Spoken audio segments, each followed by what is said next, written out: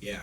I don't know if you've ever seen like a naughty ventriloquist act. You know, where it's a guy trying to control. Oh, madam. Yeah. That was the. That was more like a closeted gay man working out his issues through a puppet. That's what dolls are for, aren't they? Yeah, I mean, show us on the doll where he touched you. I heard the commercial. You remember My Buddy? Dude, yeah, man. Took me back, man. Like, I hadn't thought about My Buddy in 20 years, really? 25 years. My buddy. Yeah, my buddy. My buddy and me. Well, here's the thing about My Buddy. It inspired Child's Play. It inspired Chucky, the devil, the possessed doll from Child's Play. That all came from My Buddy. Huh. Yeah. Oh, yeah, man. Yeah. And that's what made it. I don't like to use the words synergy or perfect storm or any of that shit, but that was like a perfect 80s thing where, the My Buddy kind of morphed into Chucky in the public eye. Well, they never did that for a potato or pumpkin patch, Cabbage Patch Kids. I wish the... Oh, well, they sued Garbage Pail Kids. They sued Tops, and that was the whole period where Garbage Pail Kids couldn't look like Cabbage Patch Kids anymore. It was a long time, and then they only recently started kind of looking like them again because it's such a... People think of Garbage Pail Kids more than they think of Cabbage Patch dolls. It's kind of a strange thing. Now you got the American Girl phenomenon, and your Barbies cost $100 and shit. Yeah. It's fucking rip, man. Well, it's all about guys telling girls that they can, be empowered, and guys telling women that they, they're powerful, and that's the important thing, is that guys make themselves feel good by telling women how they should act and feel. You know what I mean? And what they can do with their bodies. Exactly. Yeah. While we're at it. And it's great because, so many guys, they couch it under so much, I love women so much, and I care about them so much, and, my mom and my sister, my wife, and boppada booppada, and it's like, you still are the same as any of us. You're fucking, you're given a shtick, a spiel, you're just couching it under, what the fuck do we call this decade? What is it? Teenies? 20 teenies? I don't fucking know, man.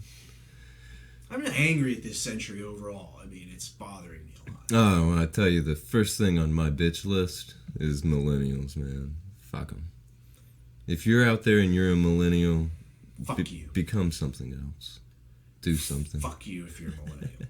If that's how you identify, if that's how you self-identify, if you have ever spoken the words, oh, I'm a millennial, so... It's okay that I live in my parents' basement and I don't want to do anything else, and... Fuck you and the Y2K horse you fucking rode in on. Fuck you. Fuck millennials. You have no idea how aggravating it is to have people that are significantly younger and less wise than you tell you what's what all the time. Like they know what the fuck is going on. And that is all millennials do. They never shut up about it. And it's, it's either in person or it's on fucking Facebook about how, oh, hey, this is all fuck you. Is that my cord? Yes, it is. Here, take your headphones off. There we go. Take your headphones off. Run it under there. There you go. Yeah. Better. Let me tell you something, millennials. I'm a fucking war baby. I was born during the fucking Vietnam War. And now on Age of the Shrug, a segment we like to call Fuck You Everyone Else.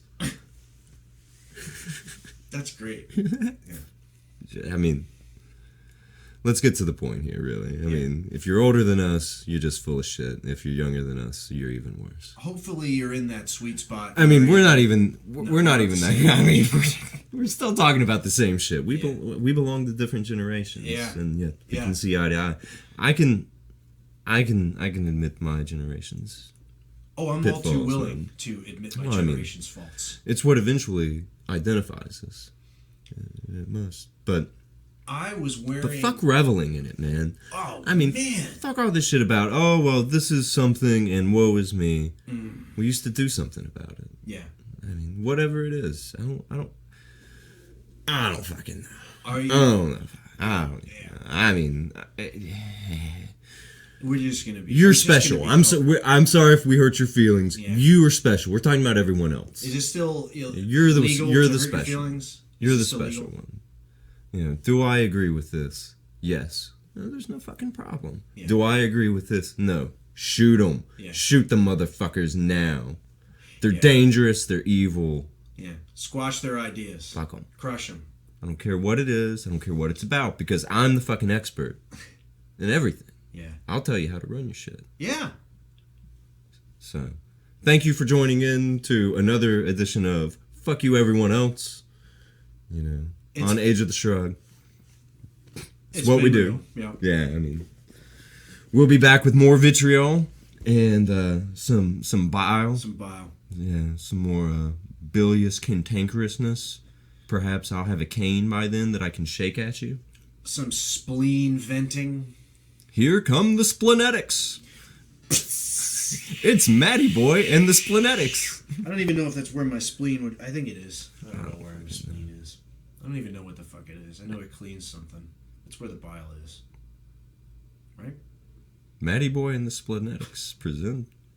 Hey, fuck you! Fuck you! Really fucking wake us!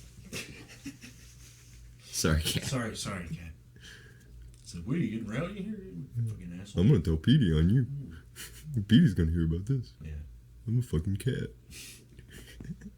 Yeah.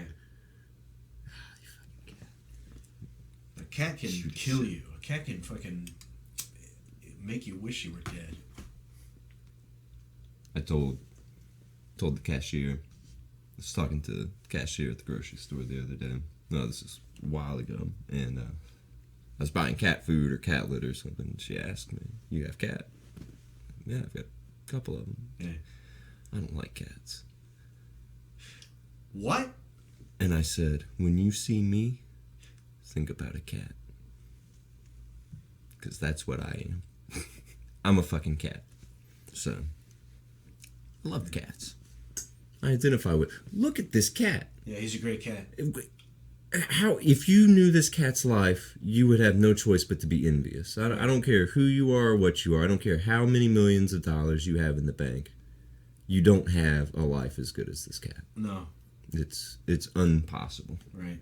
So, that's what... who was it who said that the dream is to come back as a domesticated house cat? I can't remember who it was. Mark Twain? Perhaps. Mark Twain said something about, he said if somebody doesn't like a cat, then I don't like them. Blech. Something, Jesus, can I paraphrase worth a shit? No. I can't, man. I am totally at a loss. I don't retain anything. I made the mistake. Here we go. In the latest edition, in the latest update, this is Joey Pickles reporting in with an update on the TP project. I am now 130 so pages into Gravity's Rainbow. And shall we talk about Slothrop's candy scene? Sure. I mean, it's not fresh in my mind. Well, I mean, but I don't think that I don't have a copy. Well, you remembered wine jellies. I was really impressed with the wine jellies. Mm-hmm. And do you remember the gin marshmallow? You said there was a mayonnaise.